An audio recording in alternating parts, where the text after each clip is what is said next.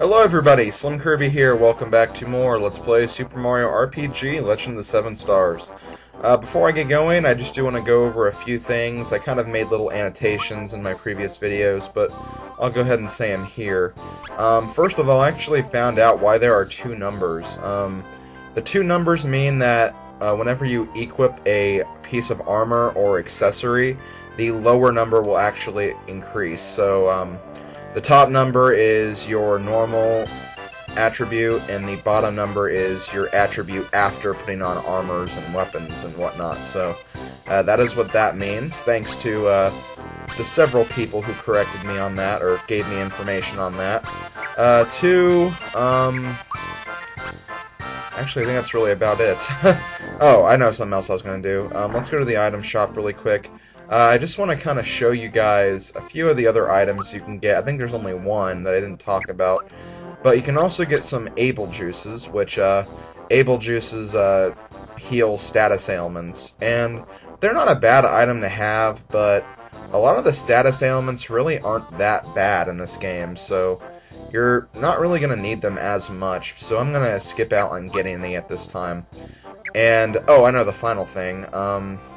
Yeah, this was something I did correct in the video description, but, where am I going? Oh, okay. The wake-up pin also protects against silence attacks, or as they call in this game, mute attacks. I actually didn't realize that. I never read the description for that, and I probably should have. Anyway, we're going to go ahead and move on. We're going to move on to the second part of the world. They kind of divide up the sections of the map into worlds. The Mushroom Kingdom is kind of the first world, and I don't know the exact name of this world. I think they just call it like a Tadpole Pond or something, just because of the giant pond in the middle, but whatever, not a big deal. And the first area we have is Cairo Sewers. This is the entrance. Grandpa says to watch out for Balome, whoever that is. It's probably a little dark down there, so keep alert. And he shows you how you're supposed to go down pipes, too. And we have a save block in here. Go ahead and save my game, I suppose. And we have water. Normally you just float on top of the water, but there are a few instances where you'll be underwater, but we won't see those until later. Oh, we actually have a note right here. Read directions on how to enter. I think we already figured this out, but let's go ahead and see what this says. Okay, wow, they gave a very, very in-depth explanation for how to entering pipes. That's just perfect. Anyway, this area I like to classify as a dungeon because it kind of takes place underground into like a little, I don't know, this is a sewer area, but it almost kind of looks like an underground labyrinth of sorts. And whenever you're in like a area that has this music, that is what I basically define as a dungeon area. Just my own opinion. And in here we have Cheep Cheeps, which in this game they're called gobies. Gobies aren't too difficult to deal with. They have very, very small HP, and they're also weak to thunder attacks. And I believe they can also give you mushrooms, sometimes, whenever you defeat them. We'll see if that is the case right now. Nope, this one didn't give us one. But they can drop mushrooms, and also they have about 40 HP. I think that's the exact amount. Don't quote me on that if that's incorrect, though. Although that's really saying a lot. Don't quote me on something if it's incorrect. Okay, here we have another enemy. This enemy is the Big Boo. What a very creative name. The Big Boos, they have 43 HP, and they have actually 3 special attacks, Scream, Lightning Orb, and Bolt. The latter two being electric attacks, and the former being a fear attack. And they also are immune to jump and fear. And sometimes they can drop pure waters. This other guy, this is a Shadow. What a very creative name, I know. Shadows have 85 HP. They have an attack called Endo Bubble, which I believe enables the Fear status ailment. It's either Fear or Silence. I don't remember the exact name. And they also have a jump immunity, and they also can drop pure waters. Wait, no, they drop pick-me-ups, I'm sorry. So yeah, that's what those enemies do. They're not too difficult to defeat. And the pure waters, which I was talking about, they actually can kill ghost enemies in one item, basically. So just whenever you're in a battle with a lot of ghost enemies, just use a pure water and they're all pretty much going to die. It's that simple, really. Anyway, I have another enemy right here. These are rat funks.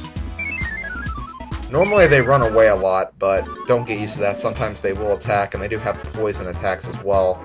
And if you couldn't guess, whenever you're poisoned, you're going to gradually lose HP, so be on the lookout for that. Okay, Mallow, I believe we have to increase special. That is correct. Let me just make sure. Oh wait, now I'm not sure at all. Yeah, it'd have to be special, because... I'm pretty sure, yeah, it's special, because... 2, 3, 4, 5... Okay, yeah, it's special. Sorry, I had to think about that for a minute. And as for alley rats, let me just check this, or rat funks. They have 32 HP, and they have a weakness to fire as well. And they can also drop apple juices as well, so you can be on the lookout for that. Hope I'm going the right way. I want to make sure I show off all the enemies, as well as... Oh yeah, I was looking for this. Here you can actually get a Starman, so very quickly destroy as many enemies as you can. You can't get too much with this one, but, you know, you get a fair amount, I suppose. Can I get this guy? No, I can't. Oh well. And over here we have a treasure chest, but this isn't any normal treasure chest. Ah, there's a monster inside! Okay, so this is a Pandorite. Throughout the game, you'll find 4 treasure chests that can actually attack you. This is the first one. The treasure chests have basically an immunity to everything except jump. They're actually very, very, very, very weak against jump. So, well, they're immune to everything but jump, I mean. So yeah, use jump attacks as much as you can, and try not to use any thunder attacks with Mallow, because that's not really going to work. As for attacks, let me just, get my list over here after I do this jump attack. As you can see, yeah, jump attacks can do like over 100 damage to him. Okay, so attacks, this guy has Flame Wall, Flame, Carny Kiss, which is a very strong physical attack, and Scream, which again causes fear. And that's about all these guys have to offer. They also have 300 HP, so this guy should definitely fall after this attack. Yep, he's gone. And after you defeat Pandorite, you get a flower jar, and you also get what's in the treasure chest, which is a True Form Pin. True Form Pin is a equipable accessory that prevents you from turning into a mushroom or scarecrow, which probably doesn't make very much sense right now, but it will eventually, so that is actually a very good item to have. And I think we're actually done right now. Let me go ahead and use my flower jar. As far as enemies, I think we've actually shown off all of them, except one. There is one enemy that we still need to show off, so I'm probably going to fight a few battles until we find it. And this is probably where I'm going to start cutting footage. You know, it's a very pointless battle. Okay, here's the enemy. It was actually the battle I just got into. So this is a Hobgoblin. Hobgoblins have 53 HP. They have an attack called Elegy, which I believe actually gives you the mute status ailment.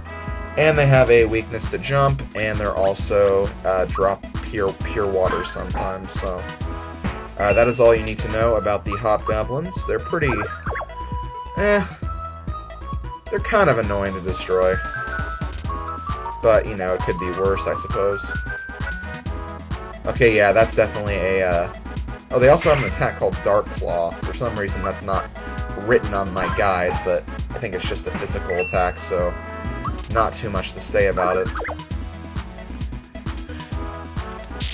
But yeah, they have decent defense for what they are, but they're not too lethal, I'd say, so you can take them out pretty easily. Okay, so I can actually move on now that I've actually shown off all the enemies, so if I get into another fight, then I'll probably cut it out for sure. And at this point, I'm just going to go to where we actually have to solve this labyrinth. There are a variety of different rooms, but there's really not many places to where you can go, so we're just going to go to where we need to go. If that's alright with you guys, although I'm sure you guys don't mind. Okay, so we're going to go over here.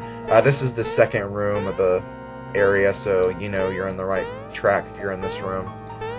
So you go down this pipe, and then over here, dodge the rat funks. Go in here. In this room, you'll find a warp that'll take you to the first room of the labyrinth. And you have this switch. When you press the switch, all of the water is drained, and you can do whatever you want in the water. And there's actually a pipe in here that you can't access when the water is filled, so we're going to go in there next. Actually, I want to show off something. Maybe not show off, but I want to see if there's anything different when you fight these guys when they're out of the water. No, they just fly around like they are in the water. Okay, that's kind of weird. But if you want to gain some quick and easy experience, what you can do is just, you know, fight these guys and use Mallow's Thunderbolt. That'll get rid of them very, very quickly because they do have a weakness to that. So, you know, if you need some early experience, this is not a bad place to do it. The enemies are fairly weak, and you know, you get a lot more experience than you would in this area than you would in, like, Mushroom Way or Bandit's Way or something. But anyway, we're going to continue, and in here I believe we have a mushroom. This treasure chest, you're not supposed to be able to get it yet, but you can actually get to it if you, It involves running away from a boo enemy, like right here. If you get into a battle and you run away, the boo enemy will actually become solid for a little bit. I'll go ahead and try it just to see if it'll work. I don't know, I probably can't do this correctly though. We'll see. But yeah, you like... Oh yeah, you're like, you stand on it like right after the battle, and then you just jump up there. Which is very, very weird, but that is a way you can easily get that treasure chest early on. However, it doesn't actually have the item that's in there later on. It actually changes as you go through the game. I think the developers did that just to prevent you from being able to get it this early, but you know, it's something, I guess, and yeah, I probably won't be able to do this. I'll just try one more time. If it doesn't work, I'll just go ahead and move on. Okay, yeah, it's not gonna work. But yeah, I believe you only get a flower or a mushroom or something if you get it now, but later on it will have a very important item. So if we go in here, I believe we have the boss room. Okay, wow. I think I'll probably end this video after I fight the boss. For this boss, I am actually going to equip the True Form Pin on Mario, because this boss has a tendency to try to turn Mario into a scarecrow. I'll show off what the scarecrows do later on. But yeah, this is the Balome that Mallow was talking about. A giant, fat, four-eyed cat thing. I don't even know what this thing is. It looks creepy as hell, though. When I was younger, I always hated this boss, but honestly, this boss is really, really easy.